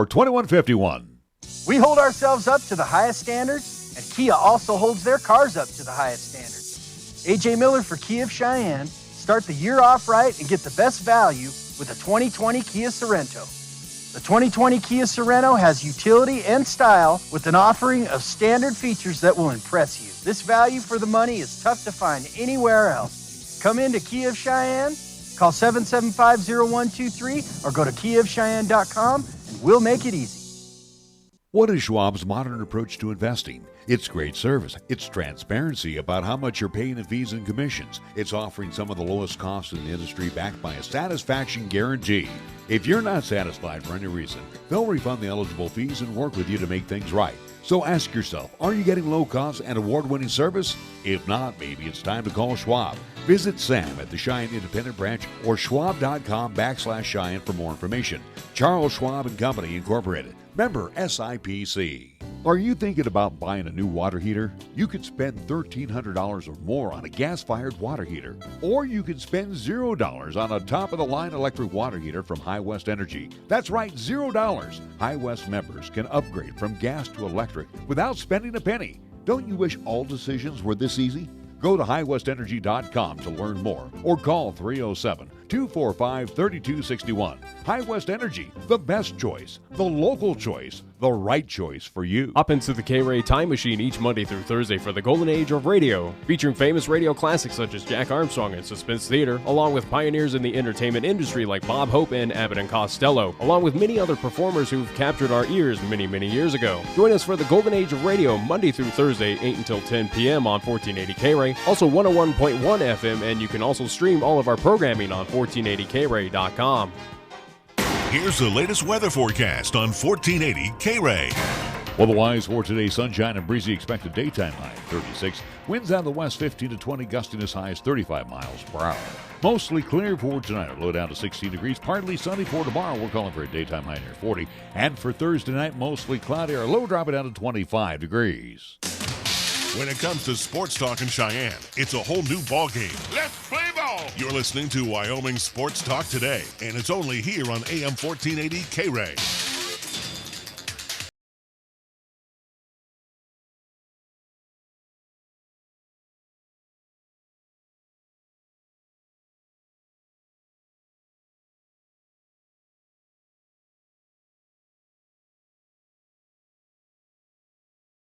Today brought to you by Laramie County Community College.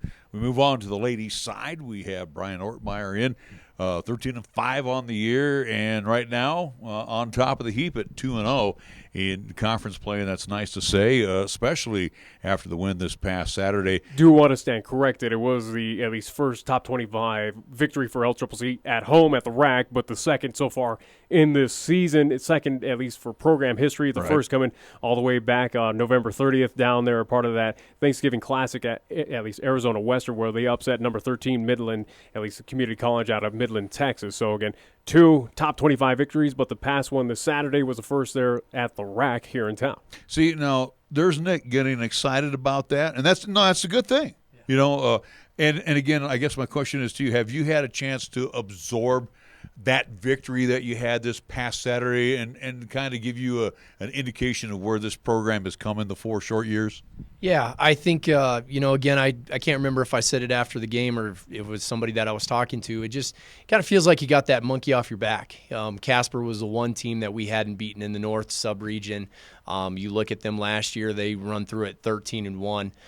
So I think early in our preseason, I knew our team had the ability to pull wins off like that.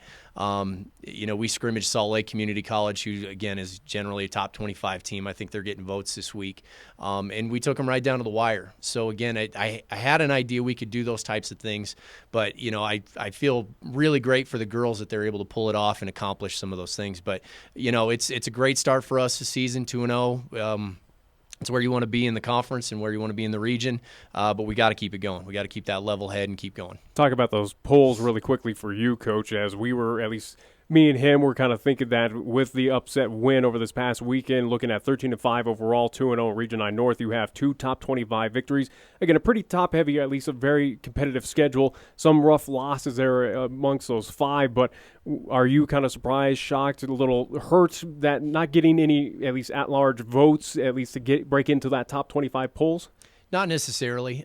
It takes a while. It definitely takes a while to be able to get into the polls and start receiving votes. The way the process works is that the head coach or the athletic director at a school has to send in a nomination page, and you have to do it weekly. So a lot of times, again, if you're so far off the radar before you pick up that second top 25 win to get to like a 13-5 with 2 top 25 wins, I sent it in for our team this last week. Again, I would predict another good week, maybe starts getting us some votes, and then sure enough, it sets up really well for us where we get Gillette, and then we get Casper again, and if we keep going, we'll keep moving up the chain. So I thought maybe there was an outside chance we could get votes this week, but if we take care of business this week and then for sure take care of it next week and take care of these next 4, I would predict that we'll probably be sitting there with votes or right at the end of the top 25. It's interesting talking with Coach Saulsberry and Coach Ficka, too. Again, the difference between a freshman and a sophomore on the guy side is night and day. However, your situation this year where we have the same amount of sophomores basically as they have on the guys, but this group of freshmen that you have brought in this year, boy, they're just not short of talent. And again, for Region 9 play, they have really exhibited, at least in the first couple of games, this freshman class can match up with those sophomore classes. They have. And I would say more than anything, to their credit, they've matured quickly. They've grown up quickly in terms of their play on the court. So, and then again, to take it another step further, you look at what they've done in the classroom with our team being right around a 3.3 GPA. Our freshman class has really held up their end of the bargain. So, again, they've matured quickly. I think a lot of it had to do with us playing as many games on the road as we did early versus good competition. You've got to grow up fast in terms of what you're doing on the court. So, you can look at I think it's a very telling stat when you play a lot of freshmen and you're working in players as point guards and 2 guards and really important positions. We started out the season upwards of 25, 30 turnovers a game, and that number now is somewhere probably between 9 to 15 if you look at our last 5-6 games. So just that maturation process of taking better care of the ball, making better decisions, that's where you can really see that they've grown probably the most. Now, Coach, as we already know that you have a special grouping on the court right now, or at least amongst your Lady Golden Eagles, but something we've talked about throughout this entire week after that Saturday upset victory against Casper College. But looking at so far here in 2019-2020 of the LCCC Lady Golden Eagles, team records, or at least standards that you've set so far here, again, 12 games still remaining, but so far here of what you've played in 18 games, so far you've broken a team record of 6 consecutive wins. That was earlier between November 19th and December 9th. However, you are on a 5-game winning streak. Currently, still have a chance to at least set another record, so to speak. You have 2 top 25 upset wins, as I mentioned again, against number 13 Midland and also 2 against number 18 at the time, Casper College. Points per game right now through 18 games is the at least highest in program history as of now at 72.1 points per game. And then also, too, earlier this season against CSU Club on December 3rd, you scored the most points in program history, 112 against the Lady Rams program. But so far, as we talk about how special this team is, just for you, Coach, obviously you still got a lot of games left. We still got a lot of things else to kind of focus on than breaking kind of those records. But give your thoughts of what these 18 games have been so far for your Lady Golden Eagles. Sure. I think, again, it's the expectation. When we sat down and in August when they first got to campus. We laid out the team goals in terms of wanting to win our region, wanting to be one of the top teams. So those are things that we've consistently laid out for them and have talked about. But I think one thing that's not on that list right there is this is by far one of the better defensive teams that we've had. We're holding teams right to around 60, 61 points a game, I think, right now. So that probably has been the biggest turnaround in terms of why we've been so successful to this point. And that takes hard work, having that work ethic to get down in a stance and want to play defense and get stops. And that really has been the biggest change for us. That's what fueled us in our 2 wins versus top 25 teams. We defended like crazy against Midland, and they were a big physical team, and we were able to hold them, I think, to 60. And then same thing with Casper. When we've played them in the past, they've been upwards of 70 to 80, 85 points against us traditionally. So for us to be able to hold them to, I think, 52 or 62? I think it's 62, Casper, yeah. So against Casper, 64. 64. Yeah. So to be able to hold them in the low 60s, that's a really great accomplishment for our girls. Again, the schedule is not conducive, for most basketball teams. You got that road-heavy schedule. Next 7 days, I guess, is going to pretty much show us what kind of team we really have. Again, even though we go up against a Lady Rustlers team that's been struggling, Lady Generals, we know they're going to put out a good product, and then you go over to Western Wyoming in Rock Springs, and they've been struggling as well. So there is no off nights in basketball, but I think right now, and knock on wood, we haven't had the injury bug. We've been battling the cold and flu bug through the team, but this is going to be an acid test here over the next 7 days. It absolutely will, and that's again where a lot of credit to the coaches in our league. It's very balanced. It's very competitive this year, and you can't have an off night. Those are 3 very, very tough locations to go play. Again, I've coached in Western's gym a few times when we were out at Colorado Northwestern, going up to Central, Sheridan. They're just different places, different atmospheres. And again, being on the road always makes it a little tougher too. So, but yeah, our league, it's been funny to watch. You'll see Sheridan slip by Northwest by 2 points, and then Sheridan beats Eastern by 10, and then Eastern goes and plays Northwest and beats them by 30. And, you just kind of continually see this, team plays up and then they play down. And so, again, I really believe the most consistent team this year is going to be the one that comes out on top. And if we can play that consistently on the road over these next 3, that's going to be a big plus for us. You got Central Wyoming tomorrow evening. Again, we kind of do a little bit of our pregame show right now. Again, former Cheyenne Central product, Ashley Fearing, her second year as head coach. How about Lindsay Fearing? Lindsay Fearing in her second season. And I was looking at their roster where, she has to recruit to Riverton. That's a tough place to recruit. And looking at a different look of recruits that they've had in the first couple of years that I had a chance to cover the Lady Rustlers. So she's been out scouring the country, so to speak, trying to get young ladies to come to Riverton. Tell us a little bit about that team.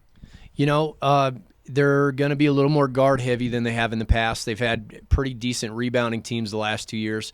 They had the Burmeister girl on the inside who was kind of always a challenge for us. And then the other kind of power forward shooting guard out of Utah last year who was about 5'10", 5'11", very skilled. So with those 2 out of the picture, they've really had to rely on Essie Leitu. So, again, she scores about a third of their points. I want to say they average right around 60 points per game right now. So they lean on her pretty heavy. So, again, part of what we've looked at this week is how do we slow her down and how do we contain her. And then, again, on the same side, you never know if it's injuries or academics or what it's been, but you can see, I think, on their roster, they've only had 2 girls, or I think it's 2 that have played all 15 games for them, or all 18 games. So they've had some kids out. You can see on film they've got 2 or 3 of them sitting on the bench in street clothes. So, again, you have to prepare for everything, but the key is going to be slowing her down and really making it challenging for her to score. Yeah, it's a roster that's seen kind of ups and downs of player time, but also, too, it's a roster that doesn't support or at least show a whole lot available on the bench for Coach Fearing as well, too, where basically with your style of basketball, again, running up and down, trying to tire out a lot of these teams, again, we're for Coach Fearing not going to have a whole lot of options to sub in, give at least kind of breaks to a Leitu or whoever else of those starting 5. is that kind of also too a part of the game plan to just kind of tire them out, knowing that they do have a little bit lack of the numbers as well? Yeah, it's that's pretty much what we try to focus on from game to game is pushing tempo and trying to push the pace the best we can, just because we do have a really deep team. So knowing that they're hurting for numbers right now, that their rotation's a little smaller, we've really got to get out and push pace on them tomorrow night to hopefully wear them out. Kind of tire them down on the defensive end of things, defensive side of things too. And typically, again, one thing you got to watch for when you have a team that has a smaller bench is zone. You're going to see probably some different defensive looks as well, just because they're trying to preserve some energy. So if we can push tempo, turn them over, and really push that pace, it should be an advantage for us. Well, Coach, looking forward to being on the road again, as we'll be up in Riverton tomorrow evening, and again we'll slide on over to Sheridan, another tough house to play basketball in, as we'll have that coming up on Saturday afternoon. Brian Ortmeier joining us here on 1480 KRAE, our LCCC Coaches Show. We're going to take a time out. We'll come back. We'll talk with one of his news freshmen. I hope I say it right. Ximena Gutierrez? Yeah, what you said. And she'll be coming up here in just a little bit right here on 1480 KRAE. B&B Appliance and TV has been your locally owned appliance store for well over 50-plus years. Not only do we offer several major brands, but we service what we sell. We also have the largest parts department in Laramie County. Next time you're in a big box store, just ask to see their parts in the service department. Then come visit the appliance experts at B&B Appliance and TV, 714 Central Avenue. Best brands, hometown service. Brandt Audiology and Sherrard Hearing Centers have teamed up and are now Brandt Audiology and Tinnitus. Hi, I'm Dr. Ruby Zubrod. Our new team allows us to work with Audibel and all national hearing aid brands. We now cover many communities in the southeast Wyoming and western Nebraska area. Call to schedule your appointment so our team can help you with any hearing health care need. Call 426-4327 or find us at brandtaudiology.com. When you are dealing with the coin shop to buy, sell, or trade your gold, silver, or other precious metals, you will be met with honesty, fairness, knowledge, and exceptional customer service. The coin shop has been serving Cheyenne since 1982 and is a respected member of our community. Call David today at 778-7196 to meet privately or visit during regular business hours, Monday through Friday, 9 to 5 p.m. The coin shop, a dealer you can trust, 510 West 16th Street. We are the key to your cleaning success. The Key People that provides affordable office and professional cleaning services for over 40 years with exceptional customer care.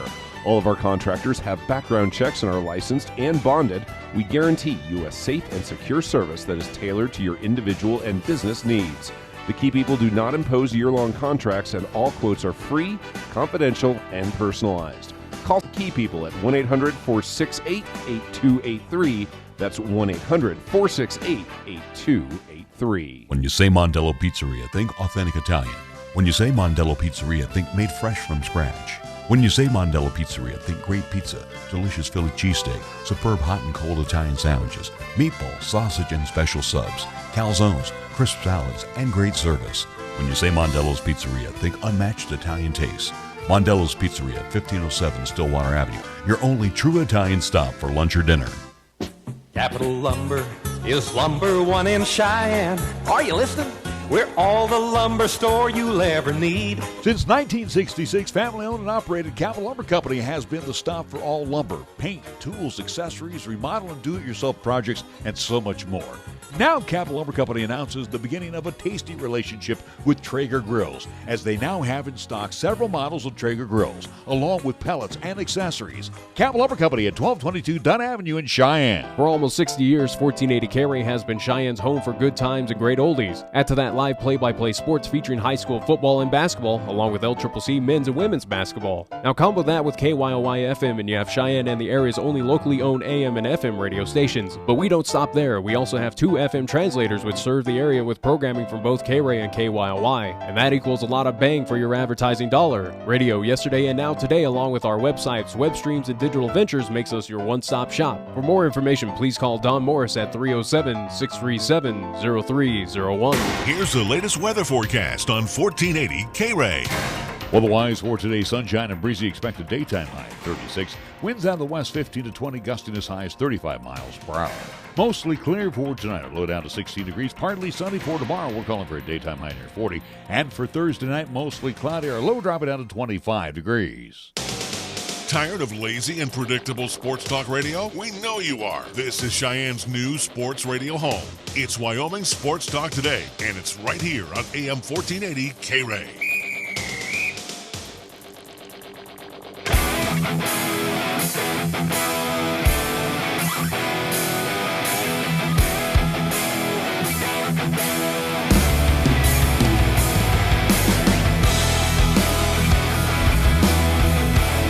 Welcome back to Wyoming Sports Talk Today, our LCCC Coaches Show. Now we get to talk to one of our spotlighted players. She is from Glenwood Springs, Colorado, and her name is Ximena Gutierrez, and we are glad that she's joined us.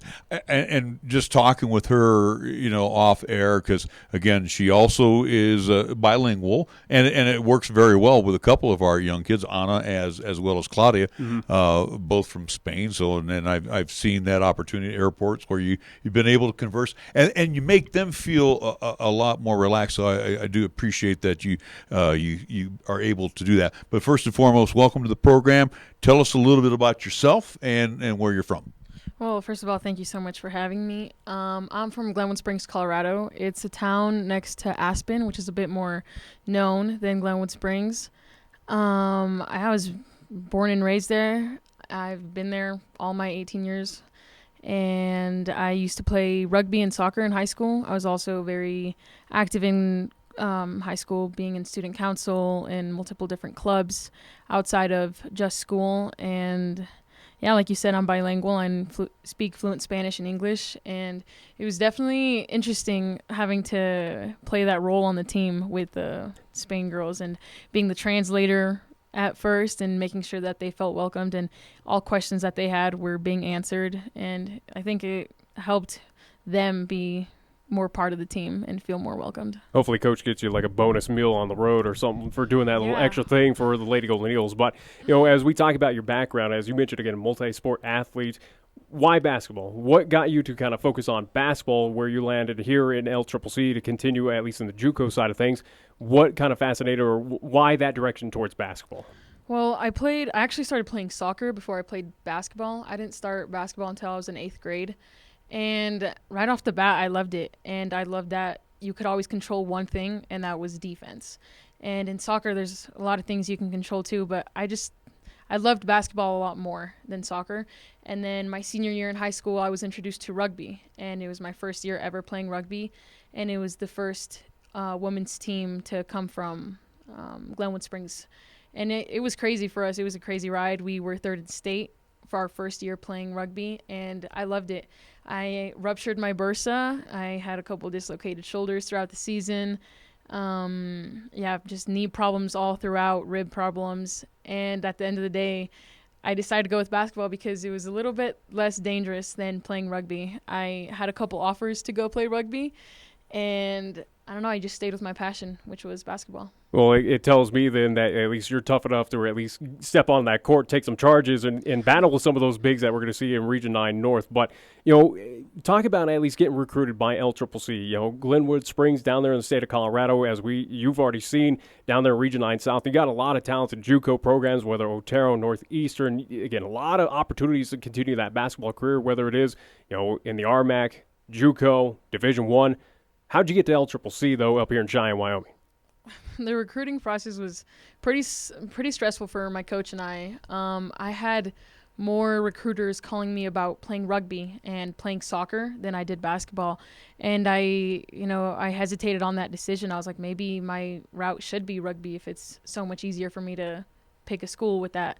But I went to an all-state basketball game, and that was where Coach O was, and that's where we met.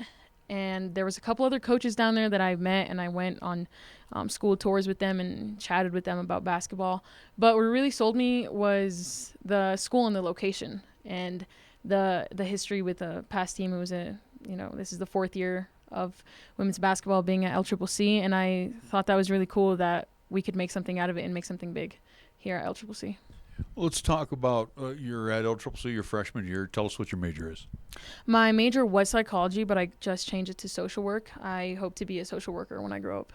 Now let's talk about also too. This is your first year away from home, and again to traveling in the state of Colorado again, where you have to do a little extensive traveling, similar, well, not similar to what we're doing, but I guess through that first semester, did you get a little bit homesick?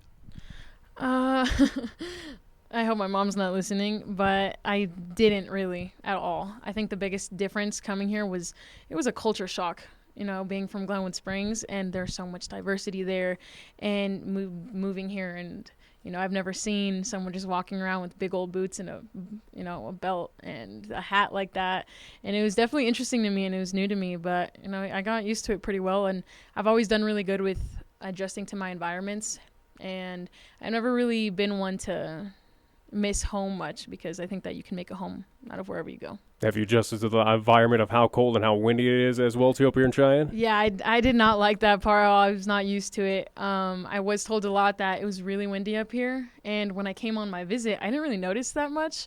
And then the very first day of school, I was like, wow, it is very windy and a completely different cold than in Colorado. Let's talk about the basketball that you have seen thus far in again, your short time.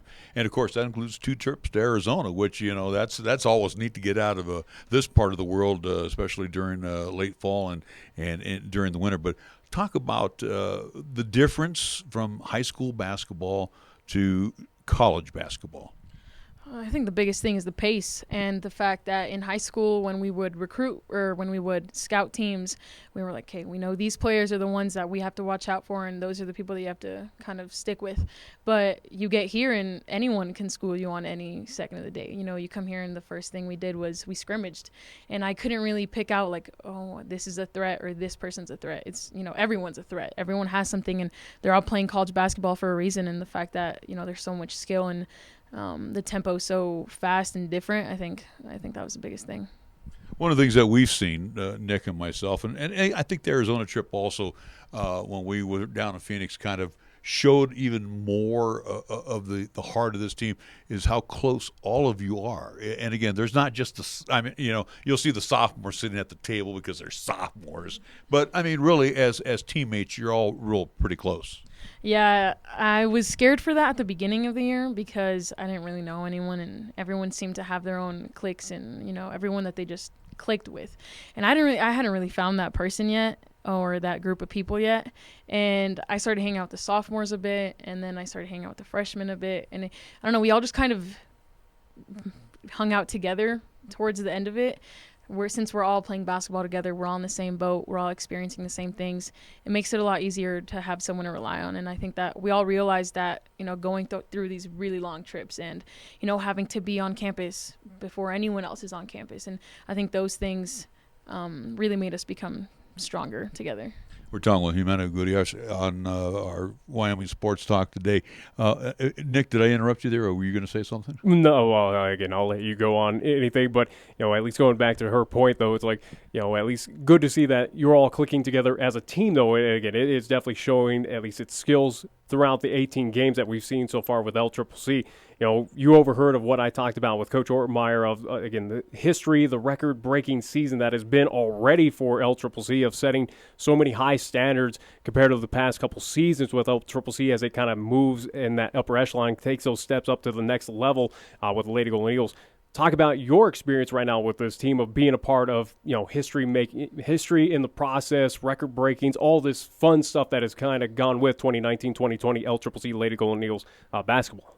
Well, at first I didn't really know what to expect out of this season. I was super nervous, and I didn't really know much about our past competitors, like the fact that Casper was normally number 1 in the region, and I didn't really know the history. But after talking to the sophomores and seeing how excited they were to play Casper and to see us breaking all these records, like you said, it made me feel like I was a part of something great, something new.